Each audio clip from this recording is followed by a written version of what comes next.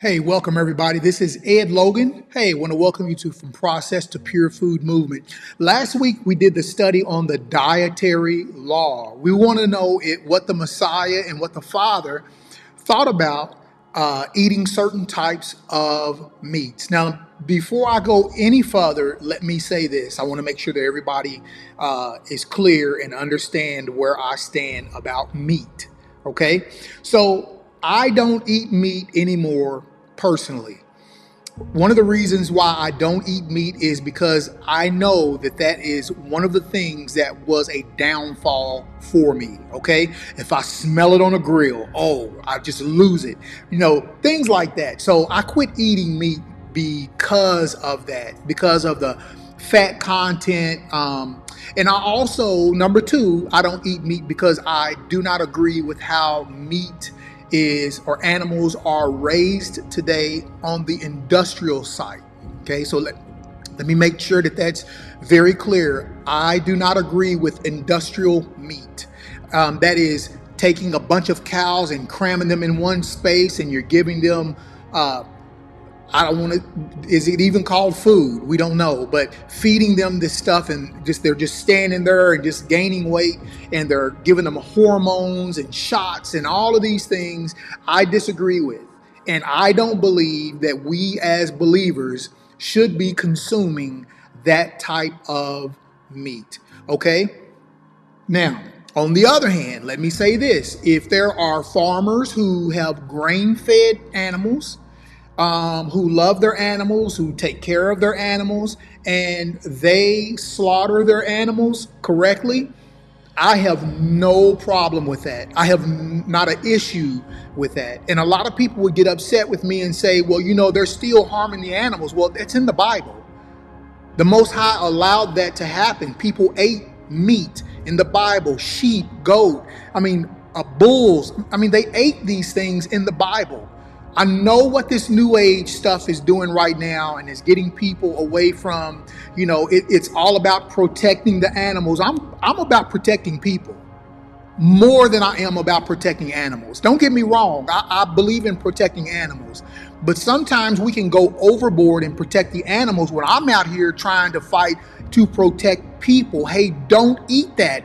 Don't eat this. It's not because it's an animal. The Bible gives us privilege. And if you have a problem with that, you have to read your Bible and see that the Bible gives permission. Noah, first one in Genesis, was given permission to be able to eat meat. So who am I? Just understand and listen to what I'm saying. Who am I to go against a privilege that the Most High gave and said that we were allowed to eat, even though I don't eat it? Who am I to tell people that you should not eat meat? I will not do it unless it is the industrial meat. Okay? If it's the 3D printed meat, the chemical stuff, no, don't eat that stuff. But again, if it is grain-fed, grass-fed, if it's grass-fed and the animals are able to roam and they are not shot up with steroids, hormones, and antibiotics and all these things, hey, go for it. Why? Because the Bible said it is so. Again, I've had people upset with me. I've had people upset with me because I actually raise bees and have honey. And, people give me the frown symbol or things like that because they disagree with it. It's in the Bible. Samson ate honey. He even ate what would have been considered defiled honey. He took the honey out of a lion's carcass. So if the Bible allows us to eat honey, I'm good with it. John the Baptist, honey, I'm good with it. I believe in taking care of animals. I believe in taking care of bees as well. When I take my tops off of my hives, I try my best to make sure that all the bees are off of the top when I put them back on. And I try my best to take care of my bees. My bees can leave whenever they want to leave, and they do. But I also have bees that move in to the beehives that I have that are empty. And when they produce honey, I have people saying, well, you're eating the stuff that was produced for their babies. It's okay. The Most High said it's good. So if the king says it's good, it's good. I'm going to do it. So you all please be okay with that. Be very careful of people who tell you that you should not eat meat because you're harming the animals. It's biblical. Okay, there's a prescribed way in which you do that. You love the animal, and you also slaughter it in if you can call it a humane way, as humane as you can. You also do it that way as well. So, like I said, if this angers you that I'm talking about this, I apologize to you, but I don't apologize because I can't apologize for what the Most High approves. I'm sorry that you're hurt by that, but again, he's supreme. He reigns supreme in my life, not other people. Okay, so I hope this wasn't offensive, but it's just the downright truth. Okay, he gives us permission to do that. So for those of you who are been going back and forth about whether you can eat meat or not, look, I eat majority fruit. Okay, so I believe in eating fruit because it makes me feel better. I remember eating meat and being more sluggish. So that's why I don't really partake in the meat anymore. But fruit is what I love. That's what I eat the most of. Vegetables and seeds and things like that. So that's what I choose. But we're talking about pure food. And if we're going to eat meat, which we just discussed in the last lesson, if you're going to eat meat, make sure it's done in a proper manner. Remember, no steroids, no hormones, no antibiotics. These animals that are being fed with all of this stuff in their food. So I hate to say it like this, but the majority, if not all of the meat that you're going to buy from the store is going to be that type of meat.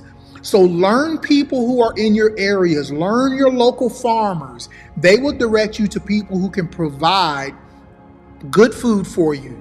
They will connect you with people who can give you exactly what you are looking for. All right. So again, there's nothing wrong with eating meat. And I really dislike it when I hear people say that you shouldn't be eating meat. You know, you're using your body as a graveyard. If you are of the Bible standard, meaning if the Bible is the key to your life, it's your guideline that you live by, you should be okay with eating meat. Why? I'm going to give you a list. Number one, the Levitical priests, they ate meat. The people, they ate meat. The animals, they were sacrificed to the Most High, and the Most High said it was a sweet aroma to him.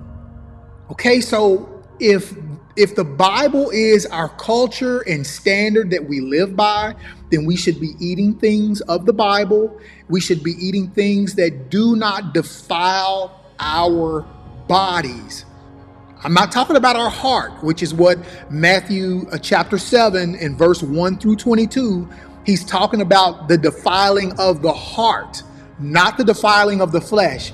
We know that eating these types of meat, and I am going to do the study on that. We know that eating meat cannot affect our heart, the way that we love, the way that we treat people, the heart that we have for the Most High, forgiveness and all of those things. But physically speaking, with our bodies, eating meats that our Father told us was an abomination to eat, it does affect our body. Does not affect our heart.